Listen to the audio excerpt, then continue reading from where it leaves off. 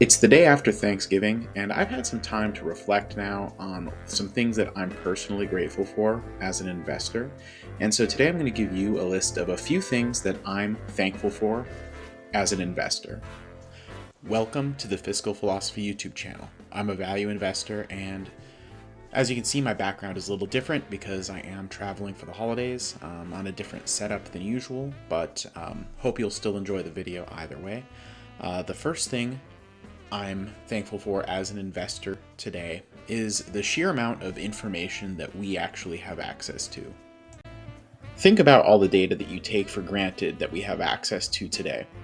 Back in Warren Buffett's day, you had to get all your information either from newspapers or the Wall Street Journal, or you had to send for it in the mail.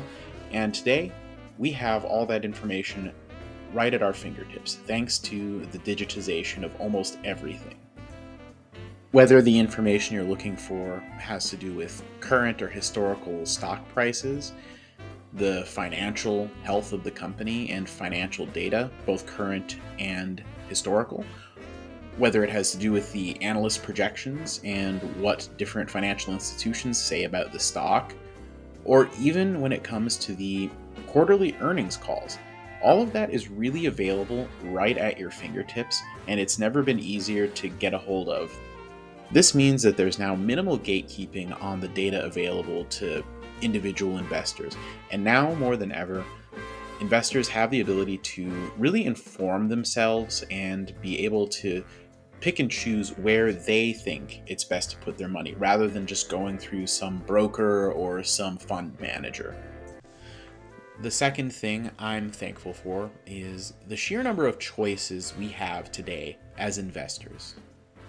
Think about it. Globally, there are thousands of publicly traded businesses out there, and you have the ability now to look up each and every single one of them. But if individual stocks aren't your thing, you could always get into an ETF or an old school mutual fund. Bonds are also a thing, and while I don't go for it, cryptocurrencies are a thing, and it doesn't make sense to me, but some people seem to be able to make sense of it somehow. And if you're like me and crypto doesn't really make sense to you, but let's say you also don't really like stocks, or you want something that isn't stocks or isn't based on the financial markets, you could get into physical real estate, whether that be residential, commercial, or what have you. I do think that no matter what, no matter who you are, there's an investment out there that makes sense to you, and it's just a matter of finding it and figuring out how to do it well. At the end of the day, there are effectively unlimited pitches coming your way over your lifetime for investments, so you may as well wait for the one that inspires the most confidence.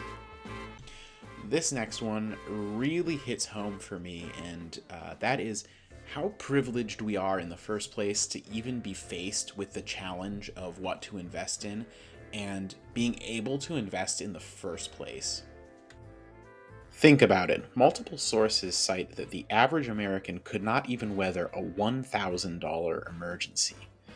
If you can't even afford a $1,000 emergency, what are the chances that you can really put a substantial amount into investing, let alone even set things aside for future goals like, for example, purchasing a new home, paying cash for a car, or going on a vacation?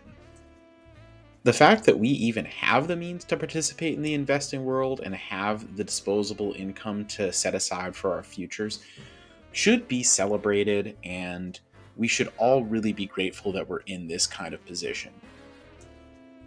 If you're thankful for this video so far, and considering pressing the like button and subscribing, listen to Palpatine and do it! Last but not least, I'm thankful for all of you in the community. Also, the people on Discord. The link is in the description, of course.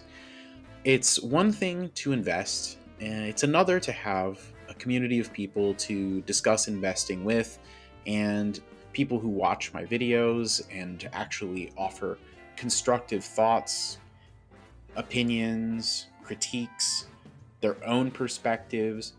and really challenged me to be better both as an investor and as a creator in this space.